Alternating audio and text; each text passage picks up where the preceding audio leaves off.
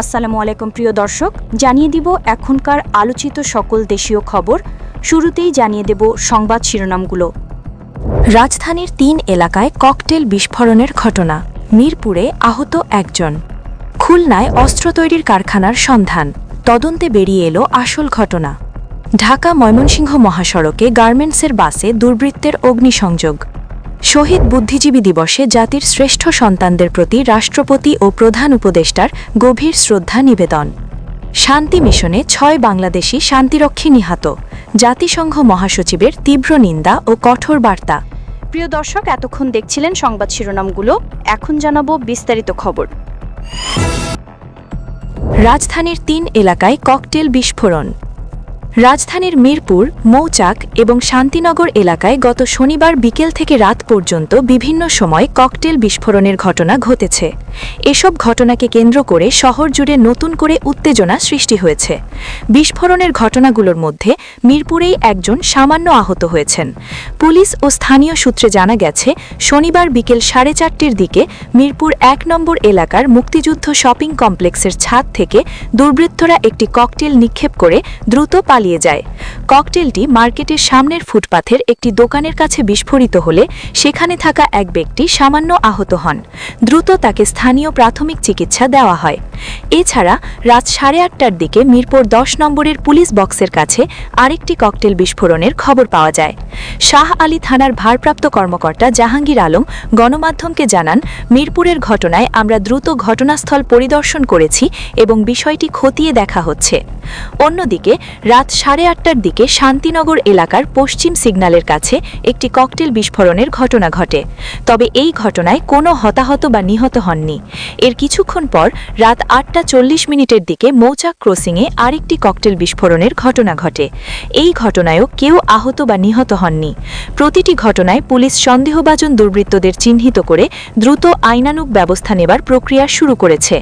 রাজধানীতে হঠাৎ করে এমন সিরিজ বিস্ফোরণের ঘটনায় জনমনে উদ্বেগ সৃষ্টি হয়েছে। বিভিন্ন রাজনৈতিক ও সামাজিক মহল থেকে এর তীব্র নিন্দা জানানো হয়েছে এবং আইন শৃঙ্খলা রক্ষাকারী বাহিনীর কাছে কঠোর নিরাপত্তা নিশ্চিত করার দাবি জানানো হয়েছে। পুলিশ জানিয়েছে, তারা রাজধানীর নিরাপত্তা জোরদার করেছে এবং জড়িতদের দ্রুততম সময়ের মধ্যে আইনের আওতায় আনা হবে। খুলনায় অস্ত্র তৈরির কারখানার সন্ধান।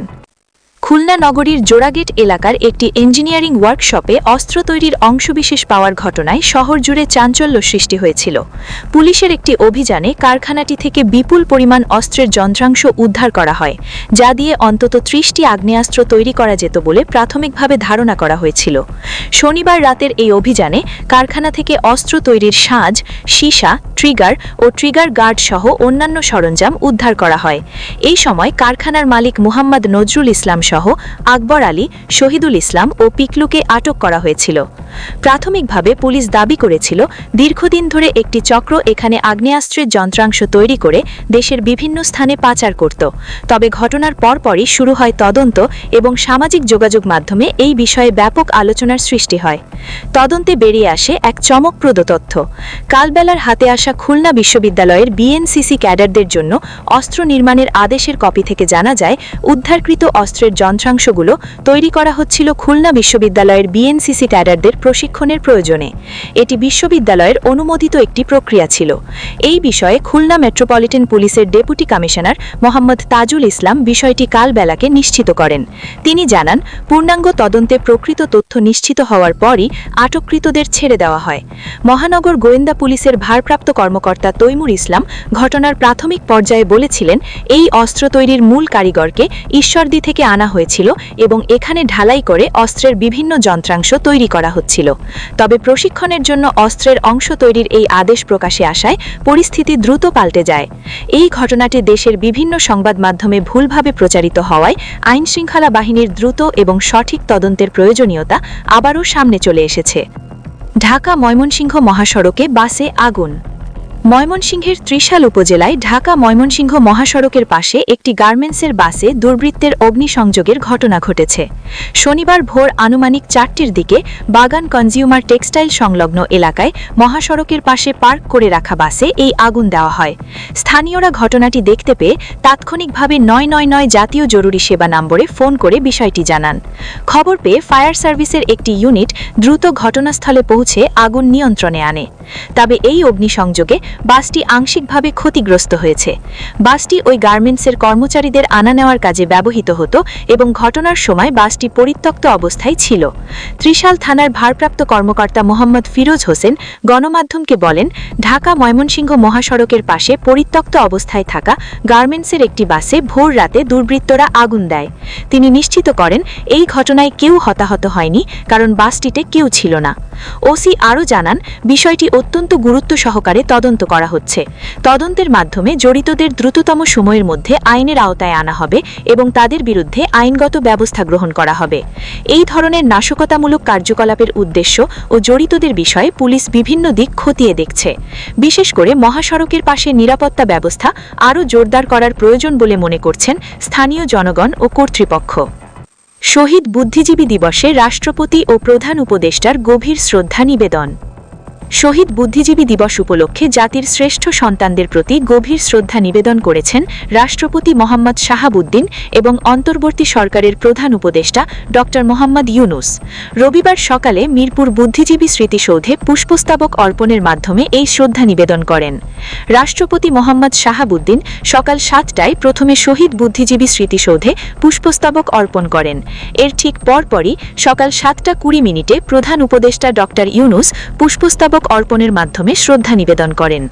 পুষ্পস্তবক অর্পণের পর রাষ্ট্রপতি ও উপদেষ্টা উভয়ই জাতির সূর্য সন্তানদের স্মৃতির প্রতি গভীর শ্রদ্ধা জানিয়ে সেখানে কিছুক্ষণ নীরবে দাঁড়িয়ে থাকেন। এই সময় বাংলাদেশ সশস্ত্র বাহিনীর একটি চৌকস দল রাষ্ট্রীয় সালাম প্রদান করে। একই সঙ্গে বিউগলে করুণ সুর বাজানো হয়, যা সমগ্র পরিবেশকে এক গভীর শোক আর শ্রদ্ধার আবহে আবৃত করে তোলে। শ্রদ্ধা নিবেদনের আনুষ্ঠানিকতা শেষে রাষ্ট্রপতি ও উপদেষ্টা পৃথকভাবে উপদেষ্টা মণ্ডলী, সামরিক ও বেসামরিক শীর্ষ কর্মকর্তা, যুদ্ধ আহত বীর মুক্তিযোদ্ধা এবং অন্যান্য আমন্ত্রিত অতিথিদের সঙ্গে শুভেচ্ছা বিনিময় করেন। দেশের জন্য আত্মত্যাগকারী শহীদ বুদ্ধিজীবীদের স্মরণ ও তাদের প্রতি শ্রদ্ধা জানাতে প্রতি বছর এই দিনে জাতি গভীর শোক ও শ্রদ্ধার সাথে স্মৃতিসৌধে একত্রিত হয়। এই দিবসের গুরুত্ব তুলে ধরে বিভিন্ন রাজনৈতিক ও সামাজিক জনগণও পুষ্পস্তবক অর্পণ এবং নানা আলোচনা সভার আয়োজন করে। জাতির এই কঠিন সময়ে শহীদদের আদর্শ ও আত্মত্যাগ দেশ গড়ার কাজে অনুপ্রেরণা যোগাবে বলে আশা প্রকাশ করা হয়েছে। শান্তি মিশনে 6 বাংলাদেশি শান্তিরক্ষী নিহত, জাতিসংঘ মহাসচিবের তীব্র নিন্দা ও কঠোর বার্তা। সুদানের সংঘাতপীড়িত অঞ্চলে জাতিসংঘের একটি স্থাপনায় ড্রোন হামলায় 6 জন বাংলাদেশি শান্তিরক্ষী নিহত হয়েছেন। এই মর্মান্তিক ঘটনায় আহত হয়েছেন আরও 8 জন বাংলাদেশি শান্তিরক্ষী।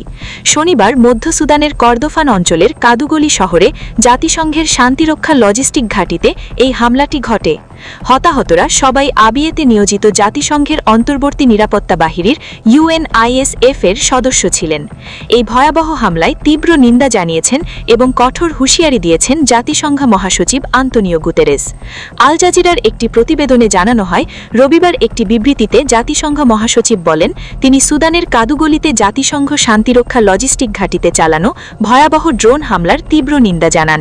তিনি কঠোরভাবে সতর্ক করেন যে জাতিসংঘ শান্তিরক্ষীদের উপর এ ধরনের হামলা আন্তর্জাতিক আইনে যুদ্ধপারুদ হিসেবে বিবেচিত হতে পারে। দক্ষিণ কর্দোফানে শান্তিরক্ষীদের লক্ষ্য করে এ ধরনের হামলা কোনোভাবেই ন্যায্যোচিত নয় এবং এর জন্য অবশ্যই জবাবদিহি নিশ্চিত করতে হবে। এদিকে এই হামলার জন্য সুদানের সেনাবাহিনী আধা সামরিক বাহিনীর র্যাপিড সাপোর্ট ফোর্সকে দায়ী করছে।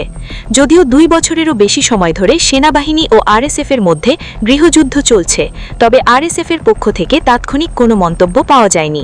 সুদানের সেনাবাহিনী একটি বিবৃতিতে জানায়, এই হামলা বিদ্রোহী মিলিশিয়া ও তাদের পৃষ্ঠপোষকদের ধ্বংসাত্মক মনোভাব স্পষ্ট প্রকাশ করে। বাংলাদেশের অন্তর্বর্তী সরকারের প্রধান উপদেষ্টা ড. ইউনুস এই হামলার ঘটনায় গভীর শোক প্রকাশ করেন। তিনি নিহতদের সংখ্যা 6 জন এবং আহত 8 জন বলে নিশ্চিত করেন। তিনি জাতিসংঘকে বাংলাদেশি শান্তিরক্ষীদের জন্য প্রয়োজনীয় সব ধরনের জরুরি সহায়তা নিশ্চিত করার আহ্বান জানান। পাশাপাশি তিনি বলেন, এই কঠিন সময়ে সরকার নিহতদের পরিবারের পাশে থাকবে এবং সর্বোচ্চ সহায়তা দেবে। প্রিয় দর্শক, এই ছিল এখনকার গুরুত্বপূর্ণ নিউজ। আরও গুরুত্বপূর্ণ নিউজ নিয়ে ফিরছি কিছুক্ষণের মধ্যে। নিউজগুলো সবার আগে দেখার জন্য এই চ্যানেলটি সাবস্ক্রাইব করে আমাদের সাথে থাকুন। ধন্যবাদ।